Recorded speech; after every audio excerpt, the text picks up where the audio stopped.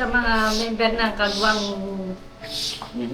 Sana nandiyan pa rin kayo para sa ka-business family. Yun lang. Sabi nung subscriber,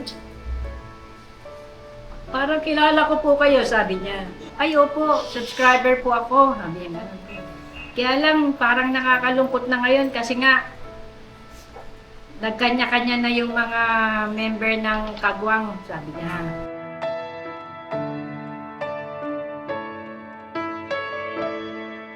Sana naman yung mga member ng ka-business, tumanaw sila ng utang na loob. Yun nga po ako ang sana na mangyari. Na hindi man sa financial, ibang ano lang po, makaalala man lang sila na mga musta sa ka-business family. Kung saan sila nanggaling at kung saan sila natuto.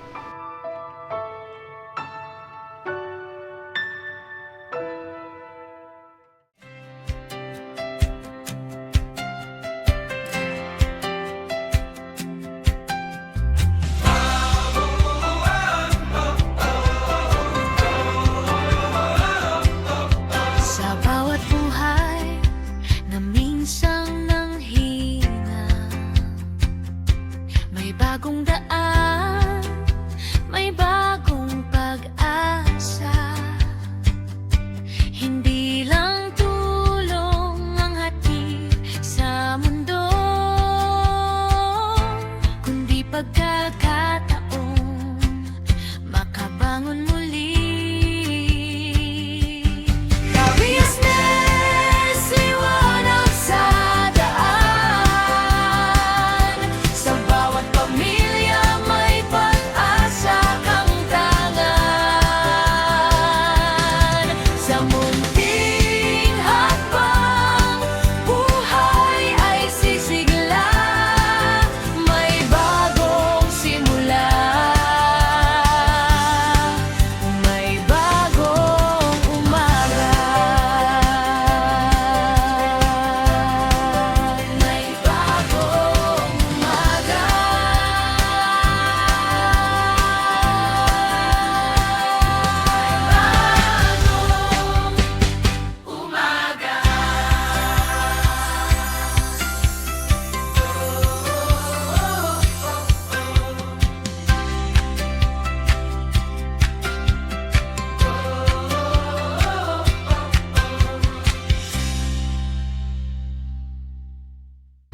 Ay, meron. Ayun o, gumana na.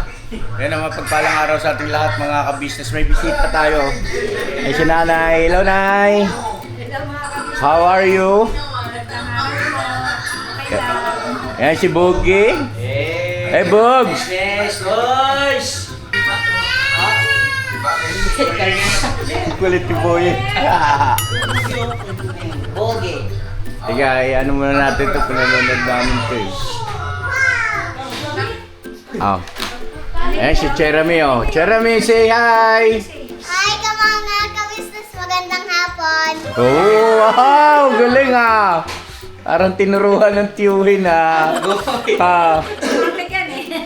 Pagka dumating na automatic ka. Automatic. Agad siya na. Hindi niya alam kung morning o hapon eh. tama-tama mga ka-business. Andito si Nanay at saka si Boogie. Kanina nagdala si Papa Dins dito ng pagkain. Tinikman nila. Panoorin niyo po doon sa vlog ni Papa Dins kung pasado ba kay Nanay yung niluto ni Papa Dins at saka ni Jam. Yan. Bogs, kumusta na? So panoorin lang guys. Mag-isang buwan na kaming guys eh. Outside the Colombo. Totoo yun, Nay? Sila? Hindi na ba sila? Ewan ko sa kanila. Hindi, nasunod lang tayo sa guys, sa batas ng ating pamilya. Yan. Ano? Ano daw? Kami pa rin, Dek. Ang gulo mo ah. Hindi lang kami ulit magkasama. Jeremy, ito ko sa kabila na. Hindi, yun nga guys, nagkamali lang eh. Pag kasal na guys. Ah, oh! Talaga? Magpapakasal kayong dalawa? Nay, ano masasabi mo ron, Nay? Jeremy. Nay, ano? Sinasabi Jeremy. Ano yung Jeremy? Ayaw ko magkasal si sila. Bakit? Bakit ayaw mong ikasal sila? Tita ko lang yan kasi ayaw ko magkasal sila kasi tita ko yon. Si Maricoy. Ay, ibig sabihin, Tawag ko tita ka Maricoy. tawag ko po. Apo. Ayan, okay. So ngayon, bakit ayaw mong makasal si Tito Bugi at saka si Tita Maricoy? Ayaw mo ba kay Maricoy? Gusto mo po naman. Gusto mo naman pala eh. Ba't ayaw mo silang ikasal? Di sila magka-asawa. Bakit ayaw mo sila maging mag-asawa? Kasi Kasi po... Kasi po, Uy, huwag kang bumukangkang. kasi po, bakit ayaw mo? Anong dahilan? kailangan muna siya makapera. Very good, Jeremy. Tawag si Dave. Boss Dave, nakikinig ka pala dyan na... Bakit pag pinasabi lang mo pera? Bakit kailangan nila ng pera? Bakit? Bakit?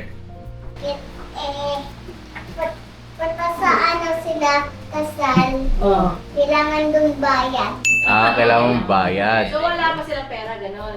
So ayaw mo pa. Pero pagka may pera na si Kamarikoy, payag ka na. Sige. Pero sige. May lagay pala tubog. May lagay. Ayan, shoutout kay Maricoy, shoutout. Yan Nasa sa kanya na yun dahil silang magsasama. Ngayon, kung anong decision ni Bogie, di yun na yun. Yun na yun. Ikaw, basta ang ano ko lang, ang Accident. wish ko lang na magkasundo sila. Ito na mga ka-business. Siguro, part na rin ng mag-asawa. For example, yung nagkakairingan minsan. Hindi, yun nga mga ka-business. klaruhin mo sa mga viewers natin para pati sila alam nila talaga kung ano yung stand ninyo, ano yung talagang setup ninyo para maiwasan na rin yung mga komento ng mga ibang mga viewers natin na nagkakaroon ng mga haka-haka, 'di ba? Para kumbaga syempre pagka hindi nila alam syempre karapatan nila yun na magbigay ng kanilang mga opinion, 'di ba? O at least para tumama naman, 'di ba? O, hindi sila mawawmali. Yan, Yes po. So yun nga mga ka-business, kami pa rin po ni Jeremy. Jeremy. Kahit na magkaiwalay kami ng bahay ba. Yun nga, nabanggit ko ni nanay no, na medyo nagtatalo minsan. Kahit di ba, natuloy na talaga sa magjowa-jowa ba. Dumating yung time na nagtatalo sila. Siyempre, nininervous din ako. Kalma lang, nay. Dahil kumbaga, nakakasawa na yung mga pagtatalo ng mag-asawa di ba? Ilan yung nando sa paligid ko ng mga may asawa. Sabay daragdag pa ako. Kumbaga, tawag dito, nakakasawa na. Di ba? Bawa, alam naman nila siguro na kung sino yung mga kasama ko sa bahay na mga may asawa na. Oh, yun. Isa-isahin natin. Si Tita Dada, tsaka si Jun. Tapos si Ber, tsaka si Chin. Tapos si Bugi, tsaka si Kamarigoy. Ayun, yun ang mga nandoon eh. Si Ateneva. Si Ate Neba, bakit may asawa ba yun? Wala naman. Wala pa po.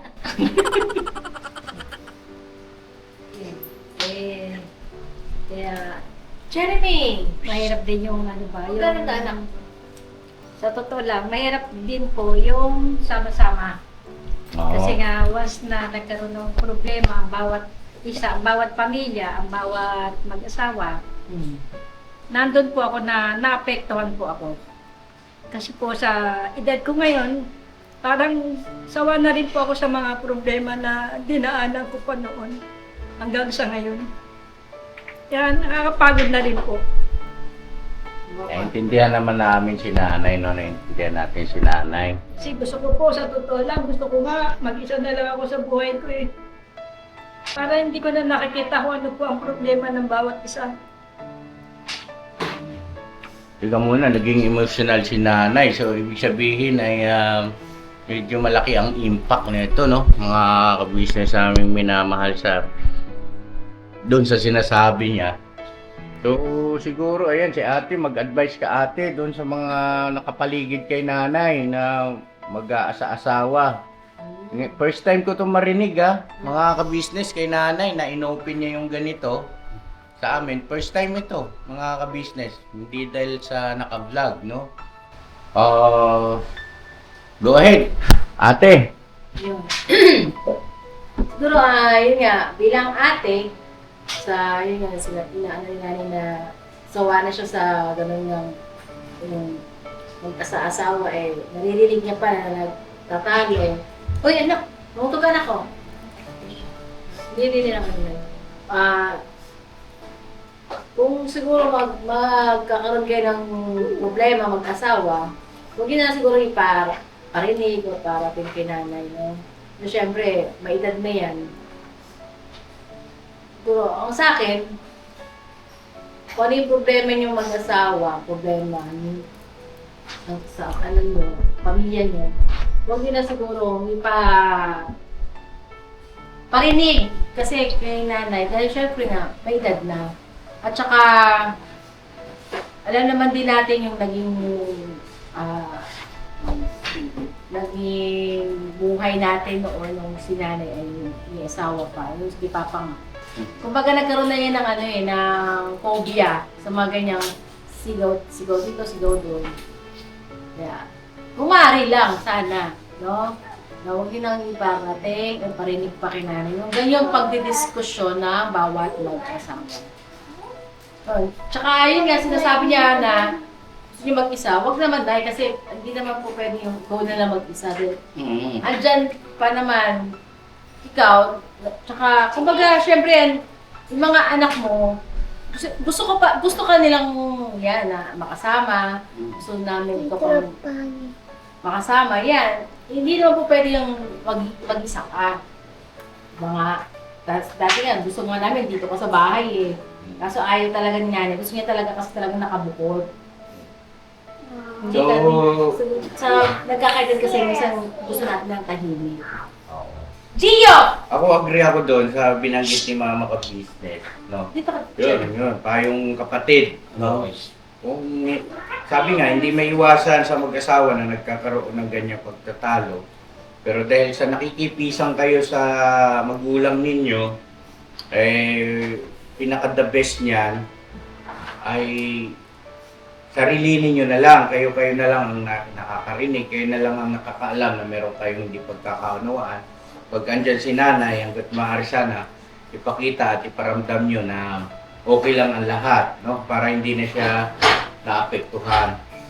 Hindi siya nakakaramdam ng ganoon. Diba? Kasi tama naman yung sinabi ni nanay na siyempre hindi niya maiwasan na Maapektuhan. Nagkakaroon ng phobia, sabi niya nga kanina, na baka mamaya mauwi sa lalong hindi maganda yung pagtatalo, katulad ng pagsasakitan, ganyan. Diba yun ang inaalala dyan ni nanay. Yun, kaila Dada, kaila kay Jun, no? Kay sila Ber naman yata na, saka si Chick, parang wala naman yata ganun. May ganun din ba? Wala. Ma'am? Nay? Wala. Ano ba Si yung wala Jeremy anak? sumasagot. Ano yung wala anak? Jeremy, ayusin mo yung upo mo lang. Ano wala anak? Ano wala ba? Ayaw ko matawag si mama. Pero nag-aaway ba si mama at papa mo? Hindi. Hindi. Hindi po ba, Nay? Hindi ko naman naririnig. Ayun. Nagagalitan lang sila magalit. Nagagalit kasi si mama sa kanya. Bakit? Ewan ko kay Papa, alis-alis kasi siya. Bukod ka tuloy. Ito po si Jeremy, mga ka-business, Business, pasintabi sa inyo, biglang kakaiba yung vlog ko. Okay. Kala ko ano lang ito alam mo yung good vibes only. Sabi nga ni Boogie, good vibes only. Ayun po, nai-open na rin po yung nandyan na yan. Wala naman po kaming sa inyo Kumbaga, what you see is what you get po dito sa pamilya namin. At mga karaniwang mga mamamayan lang din naman kami, mga business na normal na pinagdadaanan din yung mga ganoon. So, kami man, yung mga ka-business, nagkakaroon din ng ganyang minsan hindi pagkakaunawaan. Pero Hindi naman kasi iwasan yun. hanggat maaari, yung kaming dalawa lang, no? Kasi lalo na ngayon, yung aming anak na panganay ay mayroon na rin asawa. So, siyempre, sabi nga turo ako ng turo sa mga anak ko, ng mga dapat at hindi dapat. Sinisikap namin mag-asawa na sabi nga practice what you preach. Yan, no? O kami man, doon kami sa kwarto lang, tapos sabay, yakap at saka kiss yan. Yakap suot, espero. Diba? Ganun talaga, hindi natin maiwasan yun. Pero kumaga, nasa mag-asawa na yan. Iba kasi sitwasyon nila po, mga ka-business, kasi yun nga, nakikipisan sila sa pamamahay ni nanay. Kilala naman namin yan si nanay sa simula pa. Ako, personally, bata pa kami ni Marigold na naging kami. Kilala ko yan si nanay, napaka mapagbigay niyan. Kumbaga, all out yan mga ka-business. Kung anong meron siya, lahat meron. Sa aspeto ng sa pagkain, sa pangangailangan, ganyan. Wala kang masabi. Kaya lang, siyempre, ang tao nga naman, hindi laging bata, no? Ayan, si nanay, kung hindi ako nagkakamali, ilang taon na po ba kayo ngayon, nay? 65 na. So, siyempre, iba na yung dati, no, Bugs, no? Na, kumbaga, kaya niya, carry niya yung mga ganun sitwasyon ngayon, ay medyo sensitibo na. So, dapat tayo rin, matuto rin tayong mag-adjust, mag-ingat, no? Kasi, lalo na ngayon, nagme-maintenance si nanay. Diba? So, yun. So, kay Ber pala, walang ganong masyadong nay. Walang masyadong ganong na-encounter na nagtatalo yung mag-asawa at na naalarma ka. Wala naman. Totoo ba yun, Nay? Teka lang po Kinukontra ka ng apo mo, Jeremy. So yun mga ka-business, back to good vibes lang tayo. No? Ito tayo.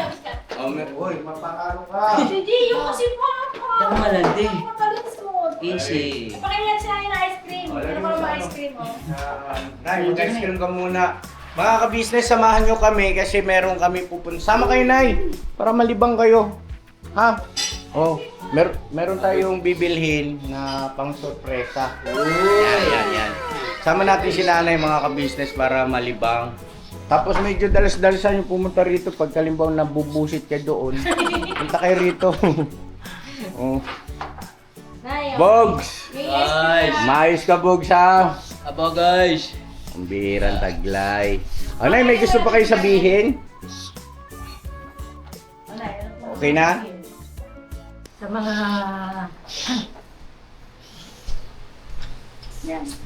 sa mga member ng Kagwang, sana nandiyan pa rin kayo para sa ka-business family.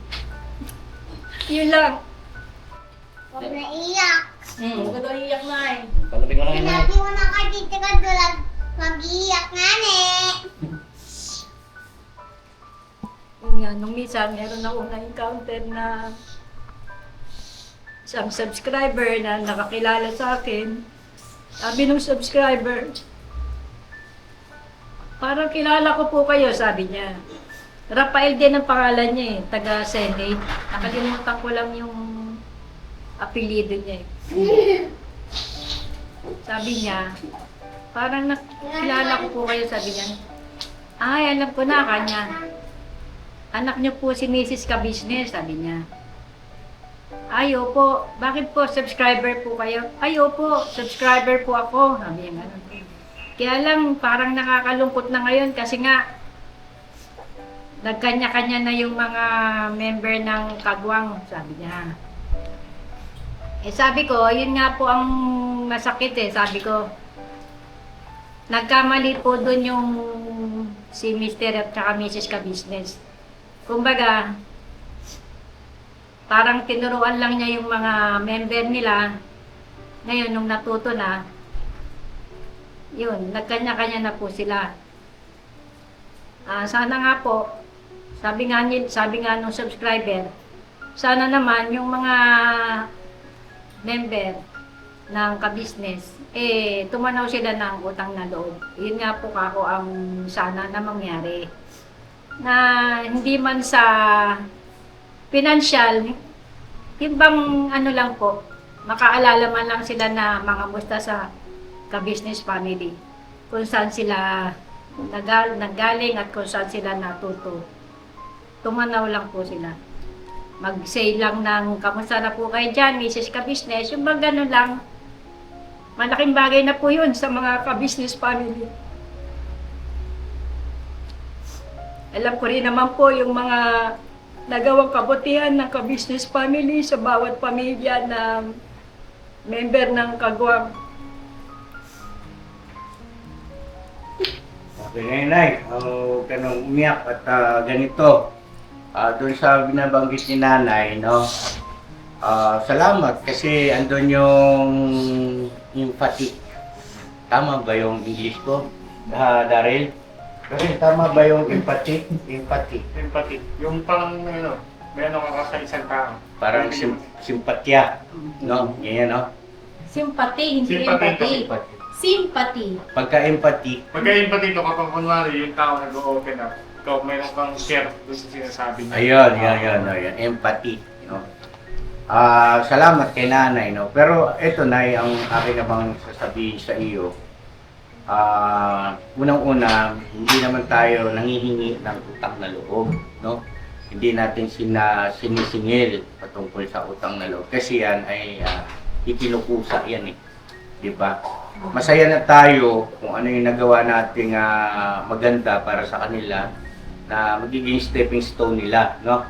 Para magkaroon din ng maayos at magandang kinabukasan, ang pamumuhay na kung ano meron kami, no? Sana pagdating ng araw ay malasak din nila. At nakikita ko naman paunti-unti sa karamihan sa kanila ay ganun nga ang nangyayari, no? At doon sa mga natuto ng mga pamamaraan na itinuro ko sa kanila ay talagang makikita mo na nagkakaroon ng positibong resulta dahil sa ginagamit nila yung natutunan nila sa akin. Ngayon, doon sa mga hindi naman natuto at iba yung naging gawi, ay as long as maayos at masaya sila, okay na rin tayo doon. Walang halong kaplastikan yan. Bakit? Kasi yun talaga ang pinakalayunin ni ka-business na umunlad at umayos yung kanilang pamumuhay. Yung patungkol doon sa maalala tayo, nasa kanila na yun. Huwag na natin hingiin pa yun sa kanila. Kasi useless din na eh. Kung halimbawa hihingiin natin, tapos halimbawa dahil sa hiningi natin kaya ibinigay.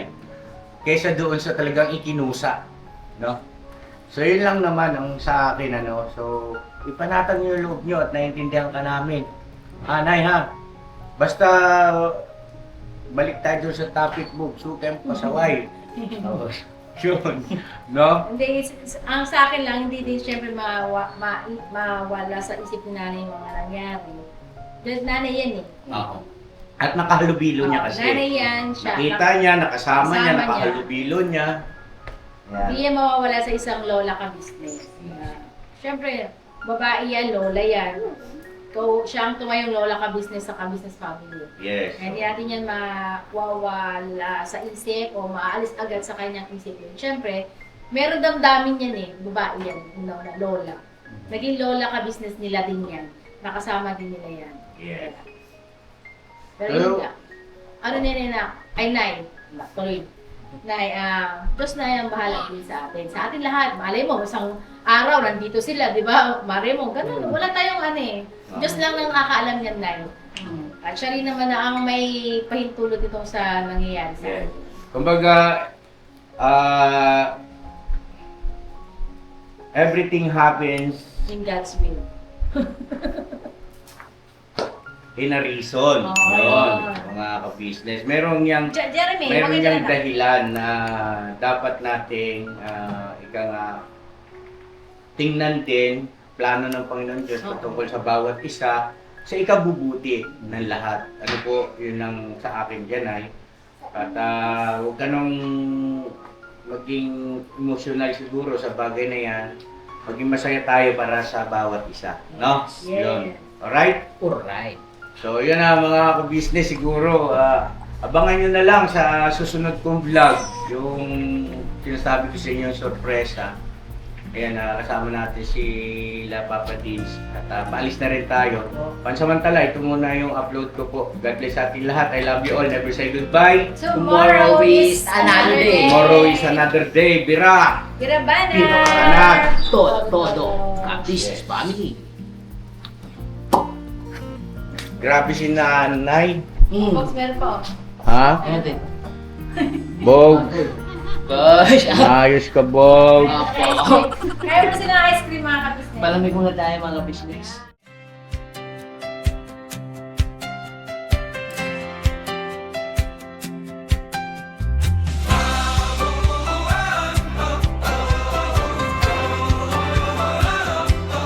Sa bawat buhay na minsang nanghina, may bagong daan, may bagong pag-asa. Hindi lang tulong ang hatid sa mundo,